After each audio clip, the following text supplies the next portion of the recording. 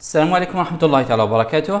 Dans cette vidéo, Inch'Allah, on va traiter la troisième partie de l'exercice 6. Donc, vous avez une nouvelle expression. Il s'agit du cosinus de x. Alors, remarquez ici que vous avez 4 termes. Ensuite, vous avez 3 points. Et ça veut dire quoi? Ça veut dire qu'on n'a pas donné le terme final. On n'a pas donné le terme final. Lorsqu'on ne donne pas le terme final et on ne dit rien, donc vous devez utiliser la valeur finale de l'indice, ça sera n, nécessairement n. Donc vous devez commencer par la valeur initiale jusqu'à la valeur finale n. Alors, dans ce cas-là, les données, il s'agit de n, c'est-à-dire le rang final, ou alors le rang de l'indice du terme final, ainsi que la valeur x qui est de type réel. D'accord? Et dans ce cas-là, bien sûr, le résultat, bien sûr, c'est s. La solution va consister, ou alors consiste à lire tout d'abord n et x, calculer s et enfin afficher s. Alors, comme d'habitude, on commence par l'étape mathématique. Essayons de trouver la formule générale simplifiée. Alors, commençons par trouver le terme général. Alors, avec les termes initiaux qu'on a ici, donc essayez de prendre les termes sans le signe. Donc, vous avez x puissance 2, x puissance 4, x puissance 6 divisé par 2 factoriel, 4 factoriel, 6 factoriel. Donc, remarquez que ce qui se trouve sur le numérateur comme puissance se trouve sur le dénominateur avec un factoriel. C'est la même valeur. En plus de ça, ce sont des valeurs paires. Donc, on peut dire que vous avez le terme général, ça sera x puissance quelque chose qui est pair, c'est-à-dire 2i, sur la même valeur paire, 2i, avec un factoriel. D'accord? Ça. Donc, le terme général qu'on avait obtenu, donc il utilise l'indice i. Reste à savoir maintenant la valeur initiale et la valeur finale, ainsi que le terme étrange. Donc, essayons de prendre le terme général et essayons de faire l'identification afin de trouver les valeurs de i. Donc, au départ, vous avez donc le terme général est égal au premier terme, c'est-à-dire x au carré sur 2 factoriel. J'essaie de diviser le 1, je vais laisser le 1 à la fin. D'accord? Donc, dans quel cas le terme général est égal à x puissance 2 sur 2 factoriel? Bien sûr, lorsque i est égal à 1. C'est clair. Maintenant, essayons de voir le signe. Essayons de voir le signe. Ça. Bien sûr, je rappelle que lorsque vous avez des signes alternatifs, positif, négatif, donc ça sera soit moins 1 puissance i ou alors moins 1 puissance i plus 1. Et lorsque je suis dans le cas où i est égal à 1, donc je me positionne sur la deuxième ligne lorsque i est égal à 1 et je cherche à avoir le signe cette fois-ci. Donc on veut avoir le signe négatif. Donc je veux avoir le résultat moins 1. Et par conséquent, le terme que je vais utiliser ici, c'est moins 1 puissance i. Et donc, on déduit ici que le terme qui permet d'avoir le signe, c'est moins 1 puissance i. Et donc, si vous remplacez le i par 1 dans ce terme général suivant, donc vous allez avoir exactement moins 1 puissance 1, ça vous donne un signe négatif, et x puissance 2 sur 2 factoriel. Alors, la même chose avec 2. Donc, dans quel cas le terme général vous donne x4 sur 4 factoriel, c'est lorsque vous avez i égal à 2. Et donc, vous remarquez, même pour le signe, lorsque vous remplacez le i par 2, vous allez avoir moins 1 puissance 2, traité comme un signe, ça vous donne un signe positif. Alors, de la même manière, lorsque i est égal à 3, donc, ça vous donne exactement le terme moins x6 sur 6 factoriel. Et ainsi de suite. Et comme j'ai dit que lorsque on ne vous donne pas le terme final, il suffit de considérer i est égal à 1 comme indice du terme final. Donc, i est égal à 1, vous allez juste remplacer et vous allez déduire que le terme final, c'est x puissance 2n sur 2n factoriel multiplié fois moins 1 puissance n. Et pour le signe, bien sûr, ça dépend de n. Donc, s'il est pair, donc ça sera un signe positif. Et si n est impair, le signe va être négatif. Ça. Qu'est-ce qui reste maintenant? Il nous reste seulement à vérifier est-ce que je peux avoir le 1 à partir du terme général. Bien sûr, le terme général est égal à 1 lorsque i est égal à 0. Parce que si vous allez remplacer le i par 0, vous allez avoir x puissance 0, c'est-à-dire 1. Le 2 fois 0 factoriel, c'est 0 factoriel, ça vous donne 1. Et moins 1 puissance 0, ça vous donne plus 1. Et donc, le total, ça fait 1. Et par conséquent, i égale à 0. Donc, plutôt la valeur 1 représente le terme initial et non pas un terme étrange. Faites attention, c'est le terme initial. Et par conséquent, je peux déduire que la valeur initiale de l'indice, c'est lorsque i est égal à 0, parce qu'avec ça, j'obtiens 1.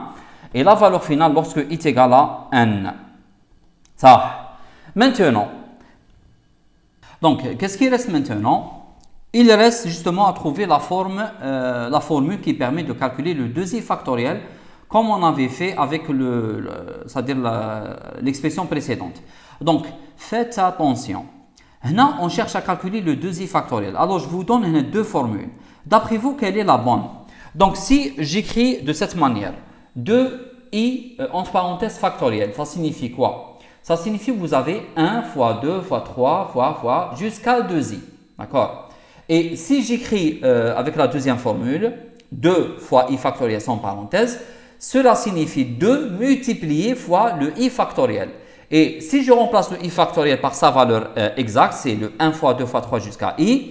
Donc, je multiplie le 2 fois tout ça. Donc, j'obtiens 2 fois 1, c'est 2. 2 fois 2, 4. 2 fois 3, c'est 6. Jusqu'à le dernier terme, c'est 2i.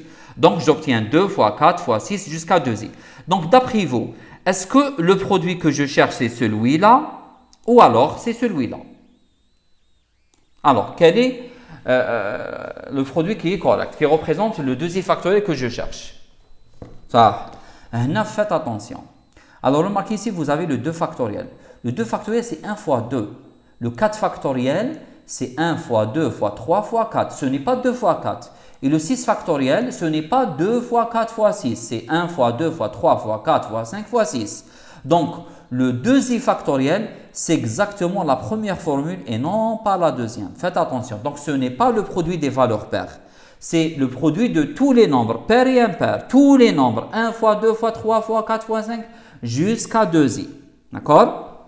Ça. Comment écrire ça de façon justement simplifiée? Donc, 2i factoriel qu'on cherche à calculer, c'est le 1 fois 2 fois 3 jusqu'à 2i.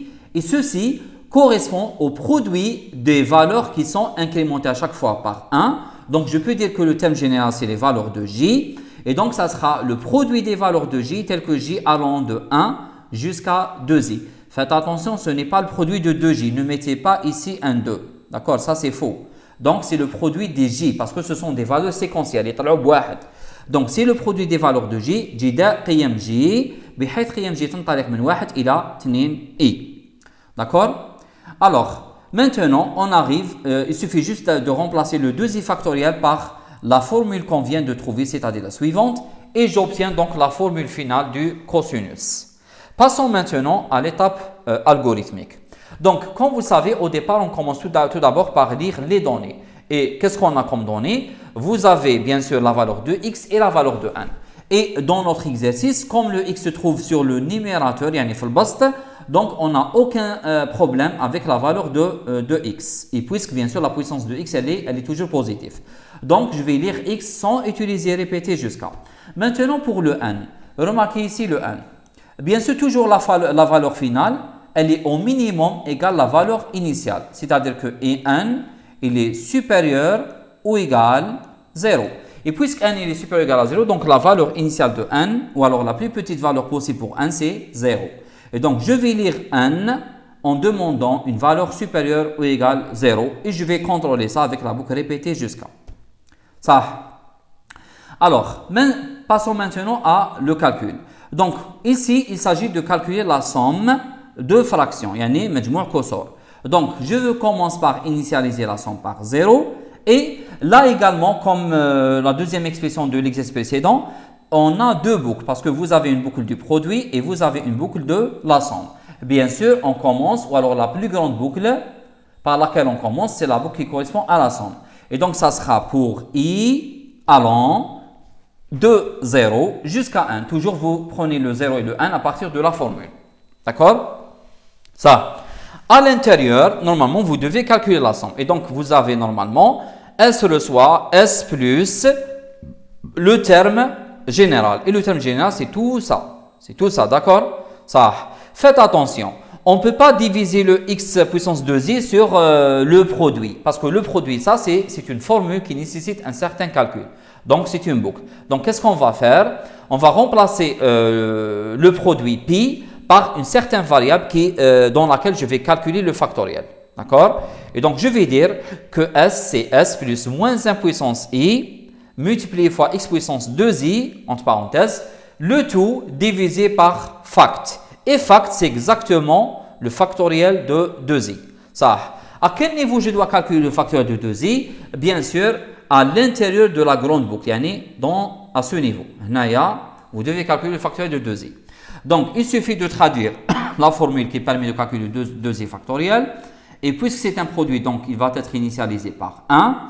Et je vais traduire le symbole pi par une boucle pour j allant de 1 jusqu'à 2i par 1, faire. Et à l'intérieur, fact qui représente le produit. Donc, la nouvelle valeur de fact, c'est l'ancienne valeur de fact multipliée fois le terme général.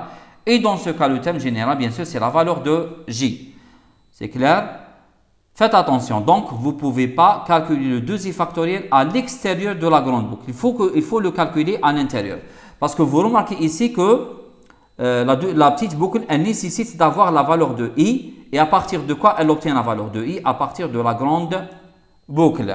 Alors, en fermant la grande boucle, bien sûr, vous allez afficher le résultat. Cosinus de x égale s. D'accord? Avec ça, je termine. J'espère que c'était clair. Donc, essayez de faire et refaire les exercices et vous allez les maîtriser petit à petit, Inch'Allah.